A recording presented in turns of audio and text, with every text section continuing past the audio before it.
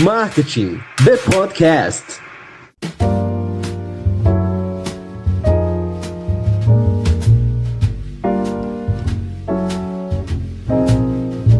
Fala pessoal, boa tarde. Vocês sabem muito bem que é estranho para o host de vocês, aliás, Bruno aqui, fazer o podcast de manhã ou à tarde, né? Vocês sabem muito bem que eu sou alguém noturno. Eu sou 10 horas da noite, me mandem mensagem, por favor, com parcimônia, tá?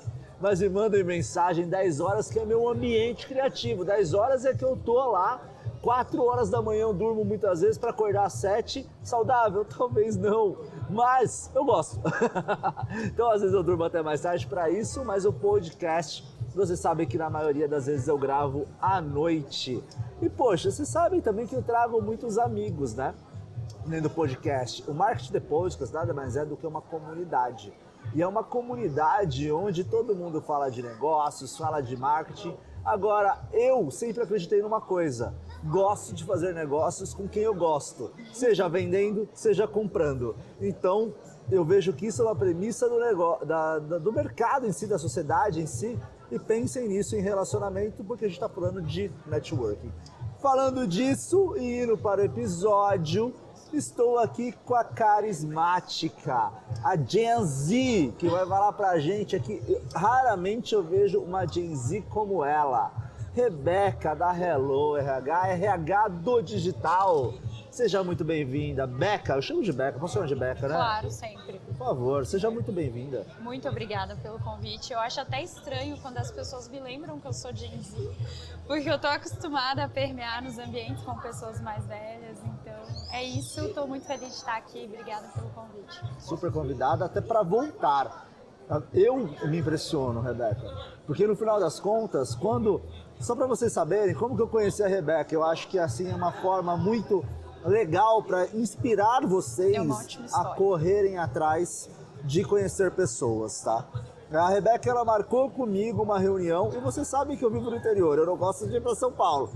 E aí eu não fui para São Paulo, que eu tive alguns compromissos e ela já tinha comprado passagem. Tadinha, ela investiu uma grana para conhecer o Bruno, muito obrigado. E o Bruno não apareceu, e desculpa. Tranquilo, acontece. E aí, depois ela voltou, a gente teve uma reunião sobre economia criativa e no final do dia ela estava numa das principais festas de publicidade do mercado. Foi um dia muito louco. E hoje ela está aqui, uma hora ela vai patrocinar também o podcast nosso, que é um fato, mas independente disso, como eu falei, eu tenho muito prazer em ver quem é da Gen Z, empreendedores novos, colocando a cara a tapa, vindo conversar, colocando o skin in the game real. Sim.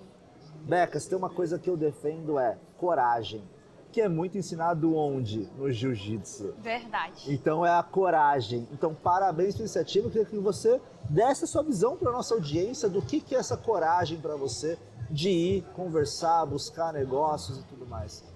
Eu comecei a empreender muito cedo, acho que o primeiro ponto tá aí. Apesar de eu já ser nova, eu comecei a empreender ainda mais nova, porque eu fundei a Hello em 2023, eu tinha 21 anos. Sim, eu nasci em 2001, é sempre um choque. E a única forma que eu tinha de me dar bem no mundo dos negócios era conversando, me posicionando, me comunicando, sendo profissional, e por ser nova, eu sempre tive que me sair muito bem no posicionamento e na comunicação. Sim. Porque eu tinha já algo em desvantagem ali, pelo menos na época que eu comecei a empreender. Poucas pessoas sabem que eu empreendi em outras áreas também, então não cheguei no digital, eu comecei no mercado tradicional. Eu trabalhei por muito tempo com franquias, trabalhava com RH de franquias, então meu background é do mercado tradicional. E no mercado tradicional, nas negociações do mercado tradicional, idade e também posicionamento importa ainda mais. Então fui sendo forjada nos desafios mesmo. E é só assim que a gente aprende, é diante de pressão. É indo em evento e ficando super chateado porque você não está conseguindo conversar com ninguém. E aí você aprende. E você sabe, Beca, que hoje aconteceu uma coisa muito curiosa, né? Até o Brunão está aqui nos ouvindo, né? Ele vai saber disso em primeira mão. Brunão é um parceiro, tá? Então, gente, por favor, tá? Se vocês tiverem podcasts e vocês quiserem estúdio do podcast de vocês, por favor, procurem o Brunão, a Procreate e tudo mais, porque olha, eu não confio em outro para fazer o podcast para mim. Além de tudo, é amigo pra caramba. Foi super receptivo. Exato, e me ajuda como ninguém. Já me ajudou até com gente me puxando e invadir o podcast em outras situações. Que bom que ele é faixa marrom, então, né? Então assim, mas o legal, o Brunão ele me chamou pra almoçar, ele e o Seiji da agência Mamori, que é patrocinador inclusive. Bruno, vamos almoçar, que não sei o que, e eu tô no evento. Eu falei, cara, não, as coisas precisam andar, preciso negociar, preciso conhecer gente. E aí já se tornaram 2 intenções de patrocínio esse horário de almoço, né? Então no final das contas, você oportunidade, está em evento, vamos puxando a galera para conversar, conversem com as pessoas, né, Beca? Para fazer negócio, você tem que respirar negócio. Então, por exemplo, nesse dia, talvez você não estava procurando exatamente por patrocinadores, mas você estava no lugar certo, com a mentalidade certa, com o foco. E aí aconteceu, você foi lá e agarrou.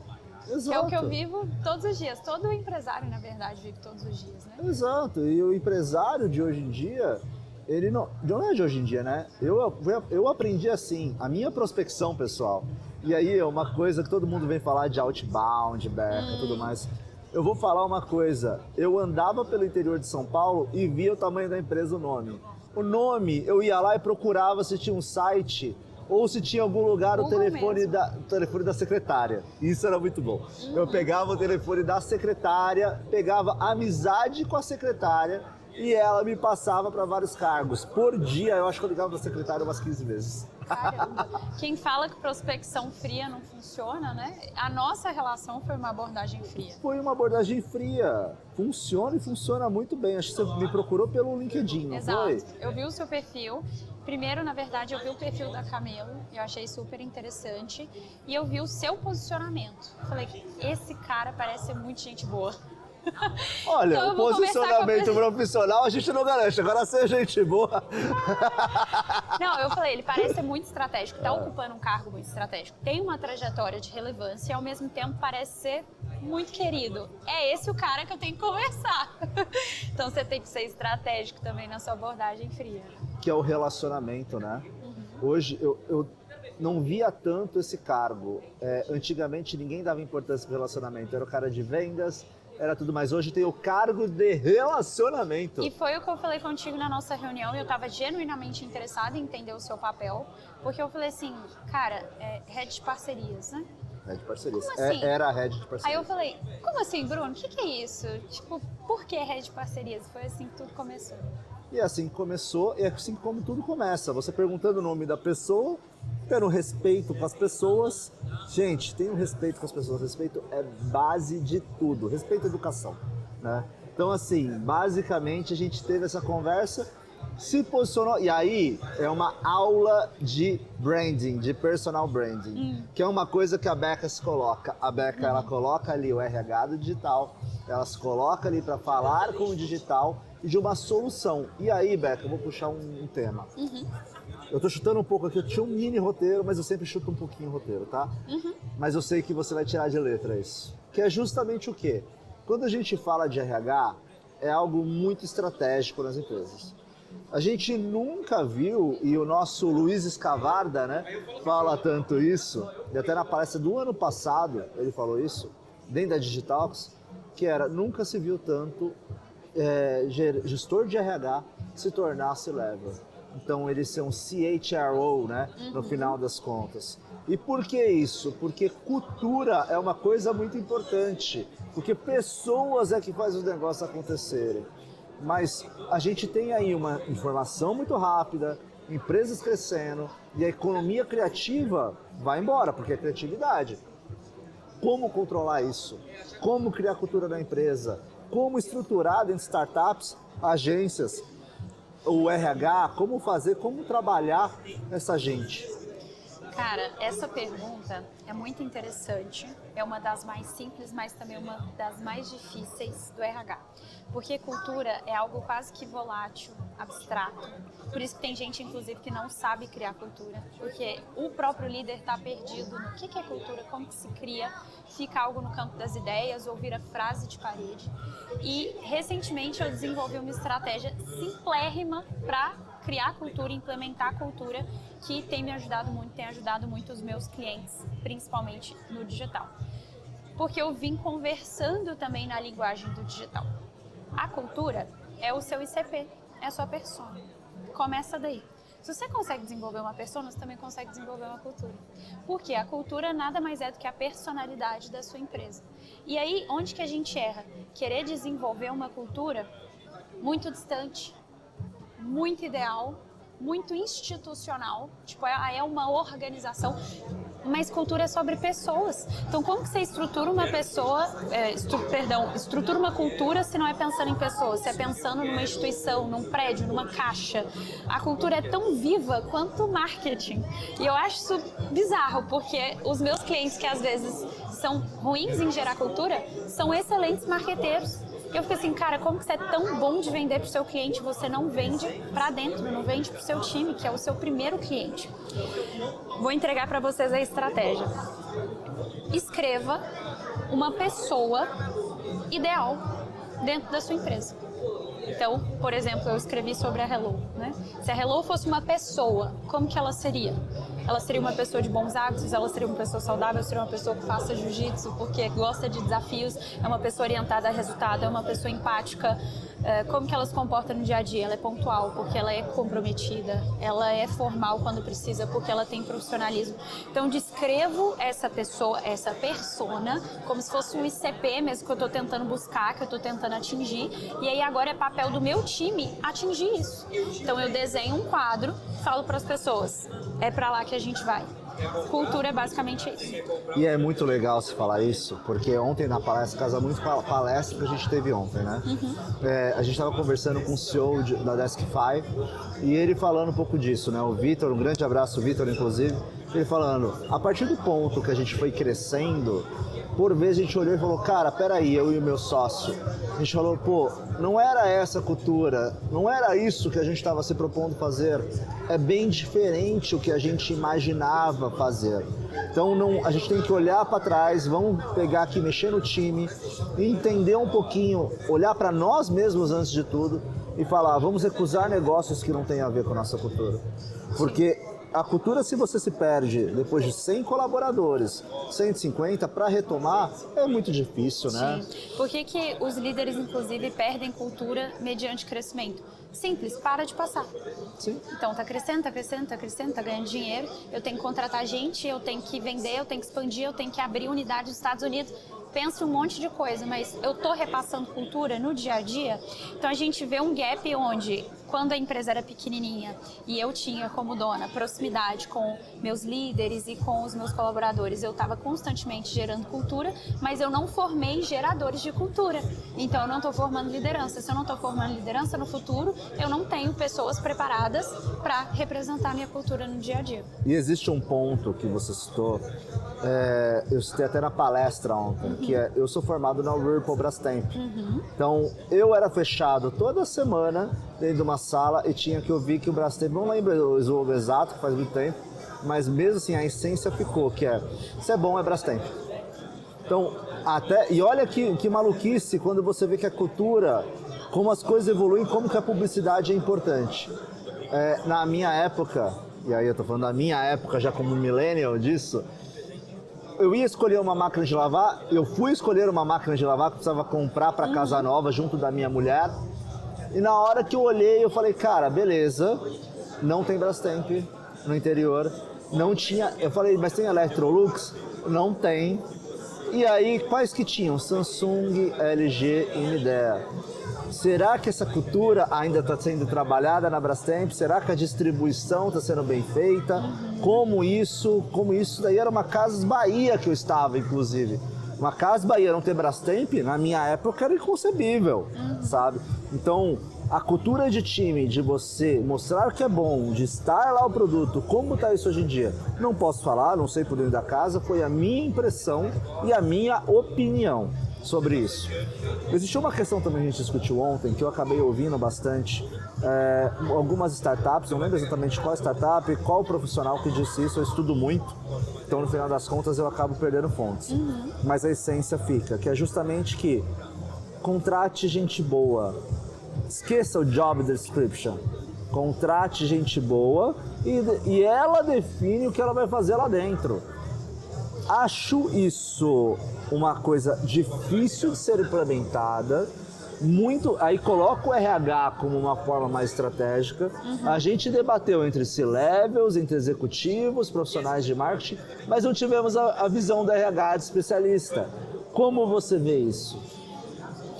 Cara, eu já contratei pessoas que não tinham experiência na área que eu precisava, para a área que eu precisava.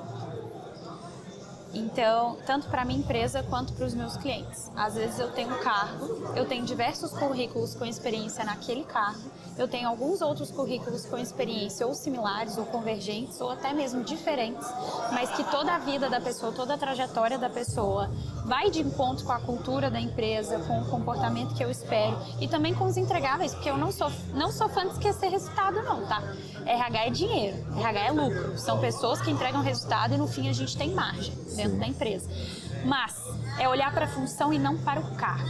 Porque se eu fico presa no cargo, então eu preciso de um gestor de projetos. E eu só te contrato se você teve a experiência de gestor de projetos. Quantas pessoas no mercado com skills de gerenciamento de projetos eu não estou perdendo? Sim. Claro que quando a gente fala de processo seletivo, tem um funil onde para encurtar o meu tempo, eu já procuro pessoas que têm mais probabilidade dela ter a experiência que eu estou buscando. Que estão na sua base de dados, por exemplo. Então, tipo assim, você buscar pelo cargo é interessante, mas eu tenho uma excelente pessoa que consegue entregar o que eu estou precisando e ela não tem o cargo, ela não tem o título. Cara, eu contrato. Pra mim faz sentido. E faz sentido também você enxergar potencial e oportunidade nas pessoas.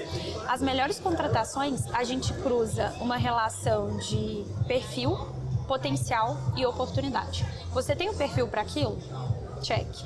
Você tem potencial para entregar aquilo? Maravilha. Você já teve a oportunidade? Sim ou não? Que a gente tem algumas pessoas no mercado que ainda não tiveram oportunidade, mas têm um perfil e elas precisam ser encaixadas dentro da empresa. Se eu fico olhando muito para cargo, eu não dou espaço para gente boa em alguns casos. E tá difícil, né, contratar gente boa, né? Sim. A gente vê no mercado, o mercado cada vez mais complicado.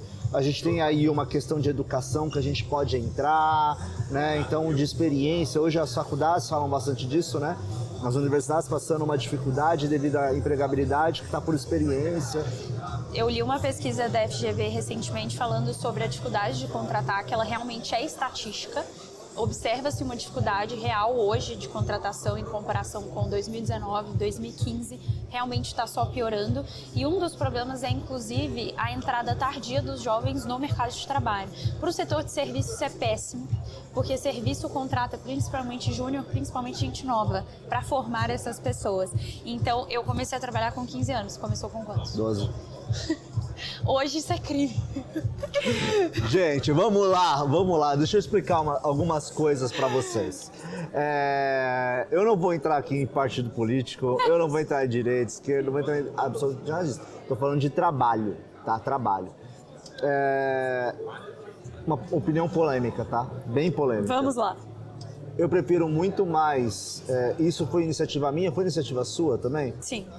Eu olhei a minha casa... Falei, cara, a minha casa precisa de mim. Se a minha casa precisa de mim, o meu pai tinha uma loja de água, de galão de água. Eu carregava esse galão de água com meu pai. Era duro porque era uma rampa assim, era uma descida, jogava o galão, vinha. E eu tinha que segurar o galão, era um goleiro de galão de água de 20 litros. Pô, foda. Imagina o tamanho segurando. E era isso, mas minha casa precisava, meu pai estava falindo.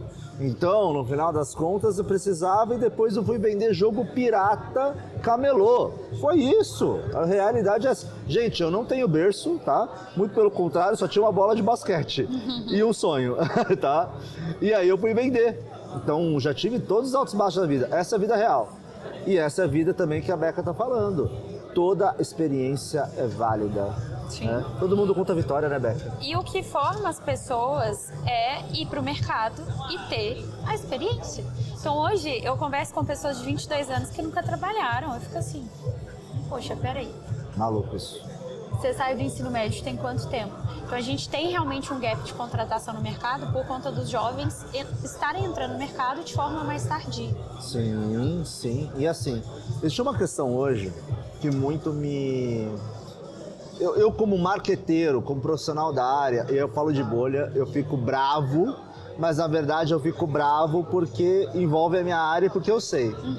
E que eu acho tardio. As empresas entendendo os profissionais como influenciadores da marca dela. E aí eu começo a entender algumas coisas. Eu vejo muita contratação acontecendo devido ao status de título Poxa. por influenciador. Olha, aquele profissional, ele tem um título muito bom, ele é uma pessoa muito conhecida, vou contratar ele. E aí agora está tendo treinamento para, consequentemente, os colaboradores virarem seus influenciadores. Eu fico pensando, isso vai dar um conflito de marca pessoal com marca corporativa, isso vai dar um conflito muito grande, se já não está dando em alguns pontos. Como é a sua visão sobre isso, Beca? Cara, eu vou te confessar que agora que você me falou isso, eu fiquei até um pouco chocada porque eu não estava refletindo sobre isso. Eu não estava olhando para isso. Esse é o Marketing Podcast. Não, eu achei muito interessante. Eu fico feliz, inclusive, de saber, porque olha o ponto que a gente está chegando. Olha o ponto que a sociedade, a internet está nos trazendo, né? De às vezes você conquistar um emprego por conta de seguidor. Não que eu acho que isso não pode ser somado. Tipo, poxa, o Bruno é um excelente profissional e ele é muito posicionado no LinkedIn, ele tem 10 mil conexões, então ele vai dar voz para a marca, ele vai construir junto com a gente, beleza, mas eu sou a favor de contratar por skill. Quando meu cliente, inclusive, vem querer contratar por beleza, eu já acho ruim. Eu falo, poxa, se a pessoa foi extremamente competente. E acontece, né? Tem, então assim, pra mim o seguidor, a influência é a mesma coisa. Eu sou a favor de contratar gente competente, eu analiso o skill, eu analiso o case, o que você fez, o que você deu de resultado. Pra mim, esse é o RH, isso é processo seletivo, isso é recrutamento e seleção. Se você fica analisando muito a aparência, corre risco da pessoa não te entregar, que é o principal. E a gente vê em vários mercados isso, né? Sim. Se a gente colocar, isso não sou eu que estou falando, já fala um pouquinho disso, que a ética ela tem conceitos estéticos, né? Em muitos pontos, venda e tudo mais. Eu discordo veementemente disso. Cara, eu acho que, ao meu ver, é muito do que como você usa cada habilidade ou falta de habilidade, como você casa habilidades, pra mim, né? Eu acho que é bem diferente disso. Não vamos entrar muito nesse tema, porque é um tema mais, né? Que é aí que a gente vai entrar em uma polêmica que eu não quero também entrar muito.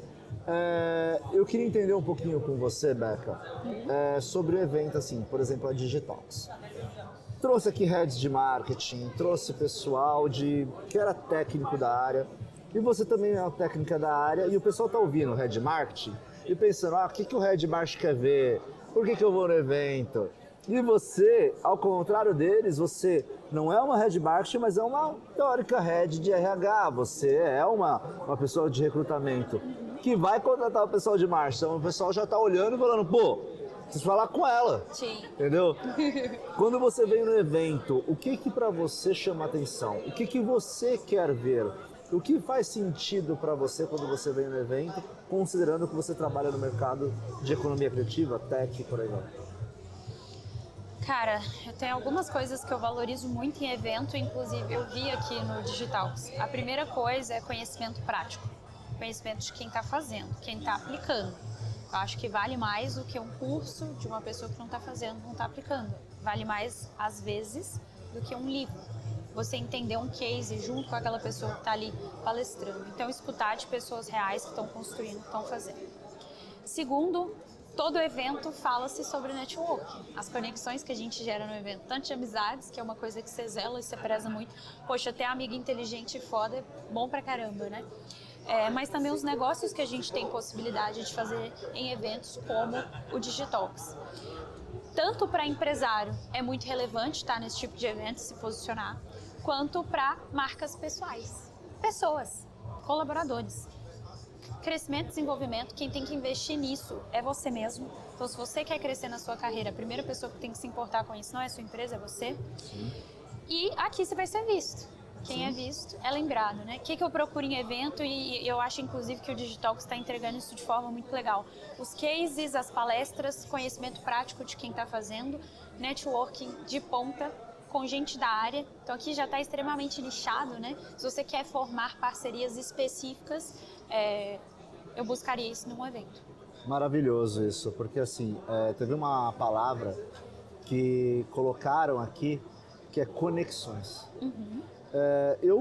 Quando eu decidi ir para o mercado de comunicação, eu comecei a ver algumas coisas. Eu sou muito adepto da Endeavor, não sei se você já chegou a assistir, Day One da Endeavor. Então é uma incubadora de negócios, então tem lá o palco, tipo um TED Talks de negócios. Legal.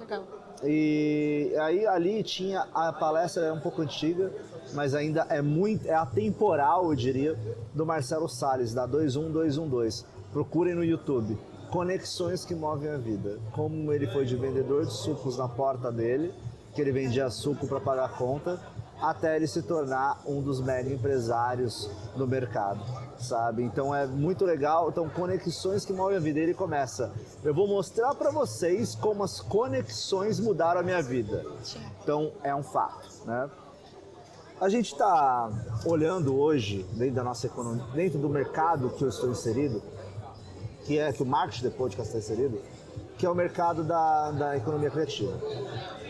Quando a gente fala do mercado da economia criativa, a gente está falando de economia de atenção. A gente está falando da economia da atenção, mas que é puxada agora não pelo Bruno, pelo Mar de Podcast, é pela Netflix. Então a Netflix hoje, ela está falando que ela não quer mais medir CPM, CPA, né? Então ela está querendo medir atenção, ela está querendo criar a métrica de atenção.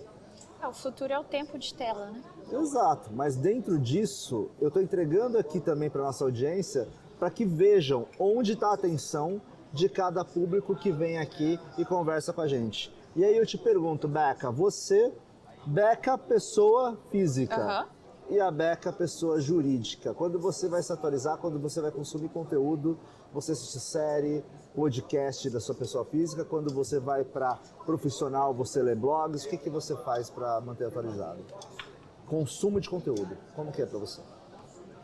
Cara, eu acho que a leitura ela é sempre melhor para mim do que algo visual ou auditivo. Eu memorizo mais, eu aprendo mais.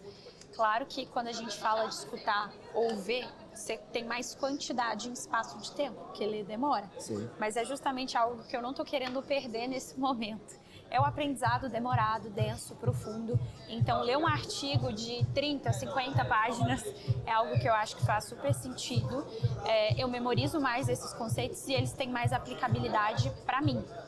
Leituras rápidas que vão encaixar na minha rotina também vão fazer muito sentido.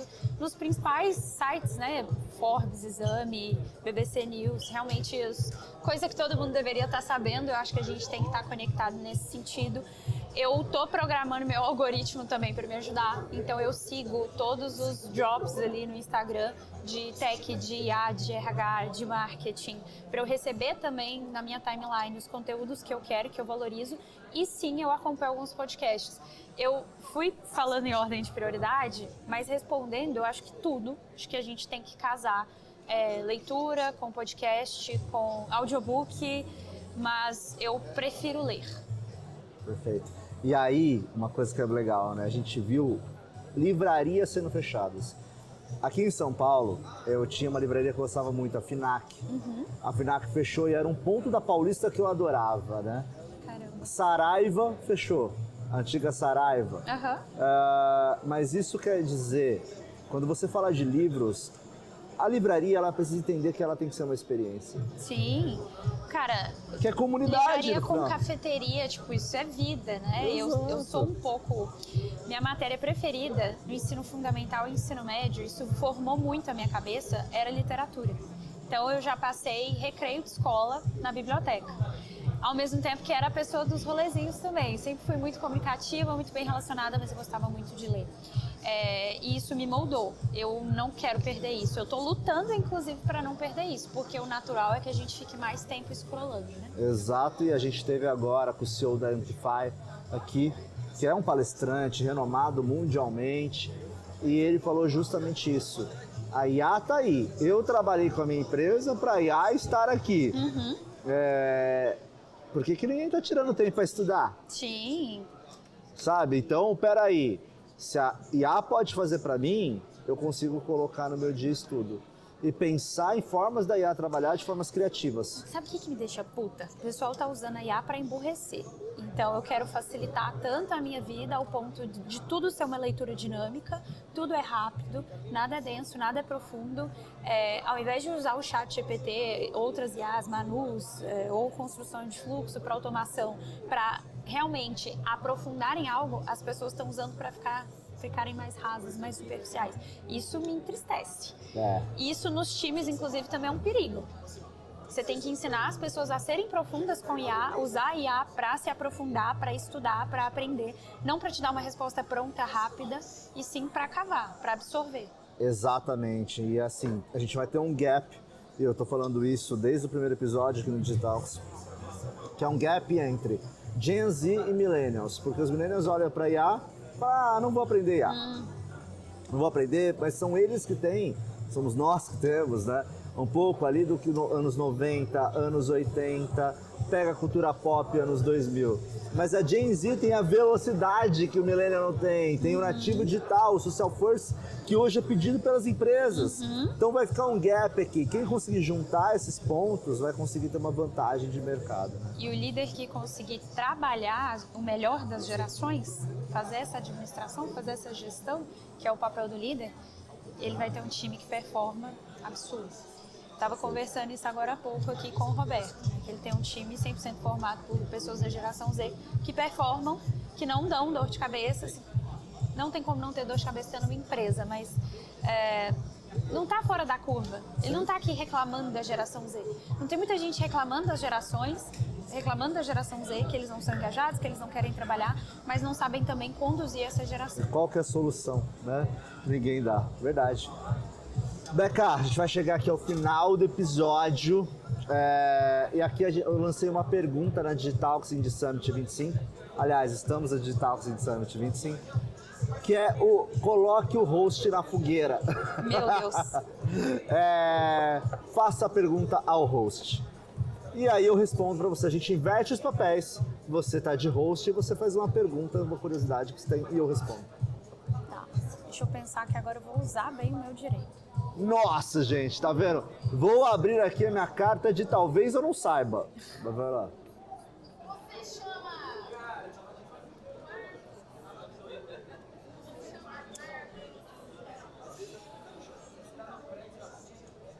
Qual que é a skill que você acha que é a principal, a mais importante no mercado hoje? Se você pudesse escolher uma só.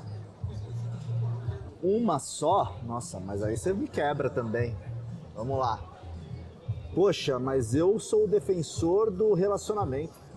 E eu vou te falar o porquê. Eu falaria relacionamento. Eu tô vendo muito o pessoal... ficou uma época de todo mundo falando de hard skills. Hard skills, hard skills, hard skills. Eu acho super válido. Você torna um especialista. Mas você não vê tantos especialistas se tornando gestores. E aí quando você fala disso, o que te torna? Óbvio, o mundo ideal é hard skill e soft skills. Só que deixa eu contar uma coisa pra vocês, pessoal. E pra você, Beca. Ninguém sabe tudo. O podcast é em base do só sei que nada sei, porque toda vez que eu sento aqui eu tô aprendendo com alguém. Tô aprendendo 1000% com você. Então, a soft skill, o pessoal tá perdendo negócios, o pessoal tá perdendo cargos, tá perdendo evolução por soft skill. E relacionamento é uma soft skill, que tá se tornando quase que uma hard skill hoje em dia. De tão importante. Sabe? Então, qual que é o profissional, e você vai embasar isso, o profissional que o mercado mais quer? O profissional em T. É o especialista em uma coisa, mas que conhece e é curioso. No último episódio a gente teve um papo, e eu vou lançar um episódio sobre isso que muito me chamou a atenção. Todas as pessoas que eu vejo que fizeram algo, que tiveram uma diferença no mercado, são curiosas. E eu colocaria na minha entrevista amanhã, você é curioso? O que você faz se tal situação é? Então eu colocaria, além de relacionamento, então a pessoa ser curiosa, porque existe ROI na curiosidade. Maravilha. Respondi sua pergunta? Muito bem respondido. É isso aí. Olha que o host foi colocado na fogueira algumas vezes esses 2 dias. Beca, queria agradecer a tua visita aqui no Marketing The Podcast. Que prazer, que simpatia. É um prazer receber aqui, tá? Quero suas considerações finais, quero que olhe para a câmera, fale onde pode encontrar Hello, onde pode encontrar a Beca. E fala aí, manda um abraço pra avó, entendeu? E por aí vai, e as suas considerações Eu finais. não vou mandar abraço pra ninguém, senão vai ter briga, porque todo mundo quer abraço, não tem abraço pra todo mundo. É isso aí.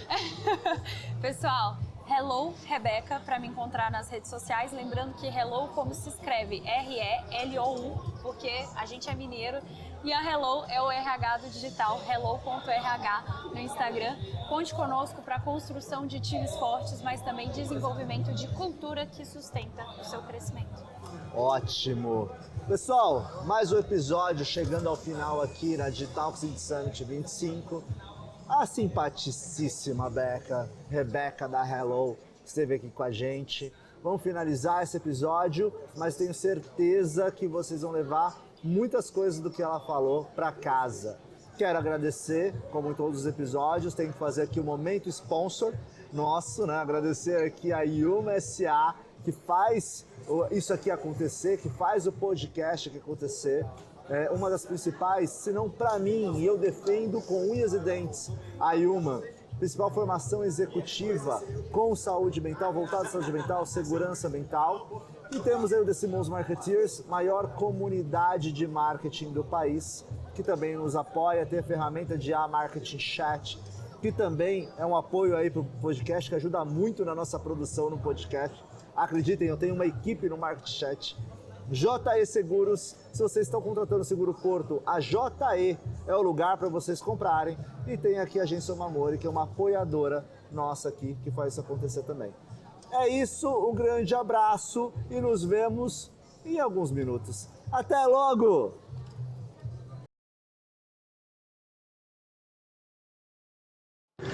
Marketing The Podcast.